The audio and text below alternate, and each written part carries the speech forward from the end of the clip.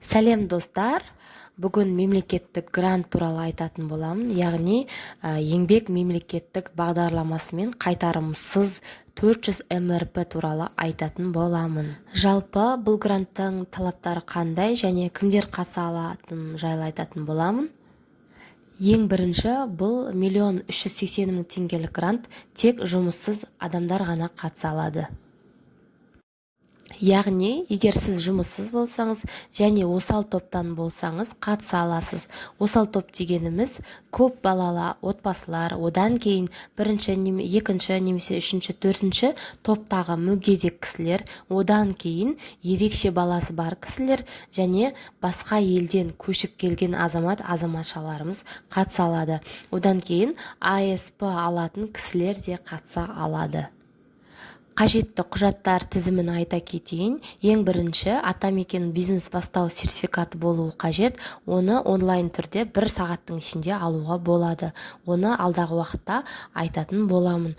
Одан кейін бізге инновациялық бағытта бизнес план қажет. Оны да бөлек айтатын боламын. ЭЦП кілті қажет. Одан кейін жеке құжаттарыңыз қажет. Одан кейін осал топқа жататын құжатыңыз қажет. Ол базада шығып тұруы да мүмкін. Және телефон номеріңіз қажет. Жалпы бізге бұл грантты ұсынып отырған жұмыспен қамту орталығы. Бұл грантқа ИП ашудың қажеті жоқ. Жұмыссыз болсаңыз болғаны. Міндетті түрде жұмыспен қамту орталығына жұмыссыз ретінде тіркелуіңіз қажет. Енді шарттарын түсіндірейін. Ең бірінші, жұмыспен қамту орталығына тіркелесіз. Екінші, өз бизнес планыңызды дайындап аласыз. Үшінші, атамекен бизнес бастауды оқыды деген сертификат болу керек. Осымен заявканы жібере бересіз. Сосын ИП-сы бар кісілер ИП-іңізға 3 жылдан асып кетпесе және осал топқа жататын болсаңыз, сіз де тапсыра берсеңіз болады. Жұмыспен қамту орталығына тіркелудің қажеті жоқ. Енді бизнес план жайлы айтайын. Негізінде бизнес план жазған кезде 3 сұраққа жауап берген дұрыс екен. Ең бірінші, сіздің кәсібіңізді мемлекетке пайдасы қандай? Екінші, қарапайым халыққа пайдасы қандай? Үшінші, өзіңізге пайдасы қандай? Егер бизнес план жазған кезде осы 3 сұраққа нақты жауап берген болсаңыз, онда сіздің кәсібіңіздің өтімді, яғни бизнес идеяңыз өтімді деген сөз. Сіздің ұту мүмкіндігіңіз жоғары деген сөз. Бизнес план жазар алдында сізде нақты бизнес идеяңыз болуы керек. Тұрғылықты жеріңізде жоқ кәсіп немесе бар болса да ерекшеленетін кәсіп болуы керек. 1.380.000 грантқа қатысу үшін пропискаңыз қай жерде, сол жерде қорғайсыз. Және де кәсібіңізді де пропискаңыз қай жерде, сол жерде ашуыңыз керек.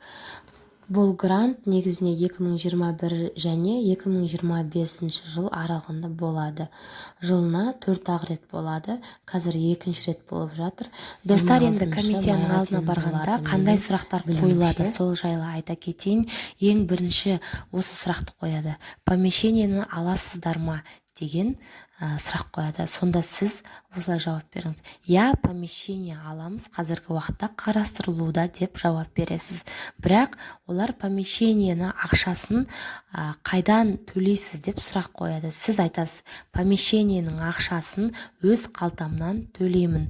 Келесі айда пайдадан түскен ақшадан төлеймін деп жауап беріңіз. Себебі гранттың ақшасына тек оборудование ала аласыз. Көп адамдар осыдан құлап қалып жатады.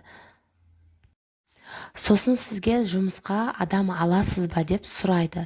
Сіз я, жұмысшы аламын деп жауап беріңіз. Себебі сіз халықтың жұмыссыздар санын азайтып жатырсыз деген сөз.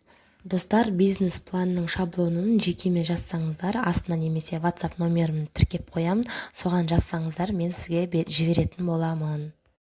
Енді отчетты қалай тапсыруды айтайын. Отчет ол грантты ұтып алғаннан кейін, жаңағы ақшаңызды алып болғаннан кейін тапсыратын отчетыңыз. Отчет тапсырғанда чек накладной фотоотчет арқылы тапсырасыздар, онлайн түрде де тапсыруға болады. Және достар, бұл грантты товарный бизнеске мүлдем бермейді, тек мемлекетке пайдасы тиетін кәсіпке ғана береді. Достар, мен білетін мәлімет осы. Келесі жолы арнайы бизнес-планды қалай жазу керек екенін айтамын, және атамекен бизнес сертификатын қалай алуға болатынын айтатын боламын. Достар, лайк басып, комментарий жазуды ұмытпаңыз, және менің каналыма тіркелуді ұмытпаңыз. Келесі жолыққанша сау болыңыздар.